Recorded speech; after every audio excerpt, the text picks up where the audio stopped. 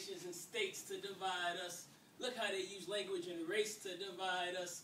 Tell me, what will it take to unite us? Look at how they treat us, how they lock us up and beat us, how they act like they don't need us, and the lies they try to teach us. If I turn on the TV, it seems like we defeated, and if I want to see you, then I got to get a visa, but them borders shouldn't be there. When I read what used to be there, I read of a whole different land. Now tell me something, because I just don't understand. When did that country end? When did that country begin? Lines drawn on maps once the Ottomans collapsed. Now we rally behind flags while colonists laugh.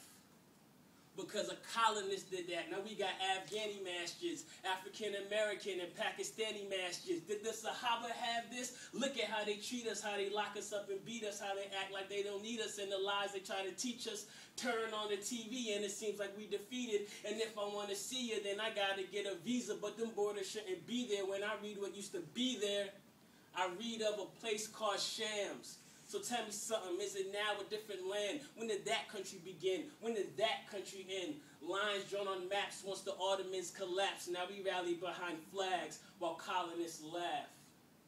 Yeah.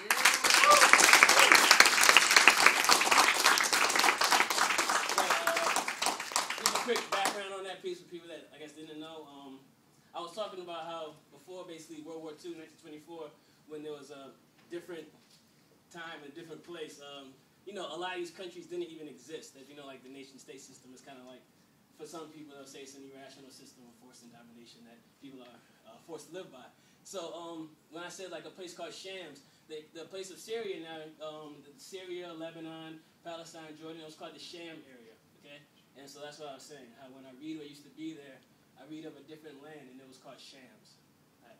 And I guess, since we're talking about the Arab Spring and the rise of power and great men, and you know, like history has an arc, you know, like, you know, nations rise and people get really powerful and then they get corrupted, then they fall. It's just this ebb and flow, and it's this idea of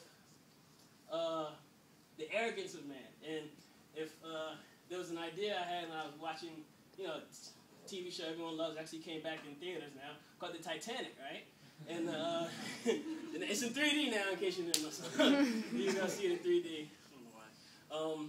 But the Titanic, right? It was this great, big ship. It was like the peak of human excellence at the time, right? I mean, the best engineers, the best mechanics, everything was working on it. And it was dubbed the unsinkable ship. And on this maiden voyage, it sunk. You know, so it's this is about the arrogance of man.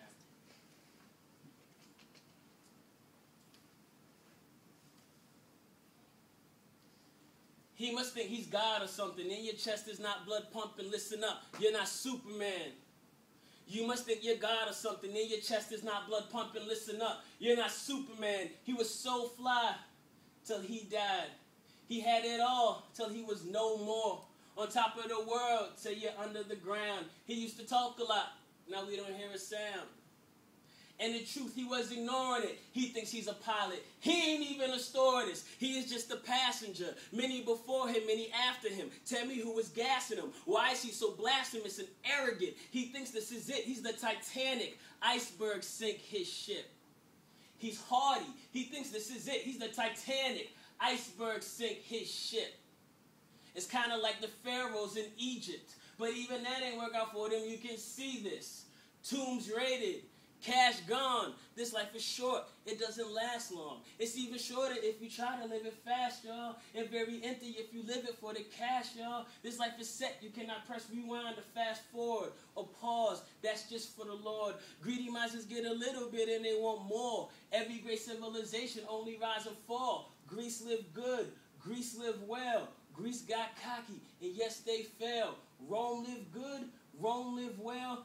Rome got cocky, and yes, it fell. America's living good, America's living well, America's getting cocky. You can finish this yourself. It's a cautionary tale we should tell to our kids, like, humble yourself, or wind up like this, or know your place. It's time to get low. You are on stage, but it's not your show.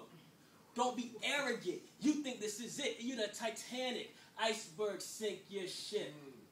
You're hardy. You need to get a grip. You're the Titanic. Icebergs. Peace. Thank you.